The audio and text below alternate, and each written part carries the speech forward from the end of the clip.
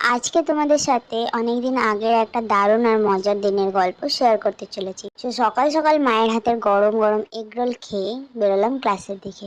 ক্লাসে গিয়ে বন্ধুদের সাথে একটু আড্ডা দেওয়ার পর আসল টুইস্টটা হলো, সিনেমা হলে তো আর খাবার নিয়ে ঢুকতে দেবে না, তাই আমরা হলে যাওয়ার আগে খেয়ে নিলাম পান্তা ভাত আর তার সাথে ম্যাগি। কম্বিনেশনটা একটু অদ্ভুত হলেও এতে তো আমার ভালোই লাগছিল। মুভি শুরু হওয়ার আগেই আমরা পৌঁছে গেছিলাম, তাই আমরা বাইরে একটু ওয়েট করছিলাম। দেন আমরা হলে ঢুকলাম আর মুভিটা আমাদের মোটামুটি ভালোই লেগেছে। স্টোরিটাও খুব ভালোই ছিল। তো কে কে এই মুভিটা দেখতে হলে গেছিলে আমাকে কমেন্টে জানাও। দেন মুভি শেষ করে আমরা চলে গেলাম আবার ক্লাসে। খিদে পেয়ে গেছিল, এতক্ষণ না খেয়েছিলাম। খাওয়ার পরও আমাদের খিদে পেয়ে যায়, যাই হোক।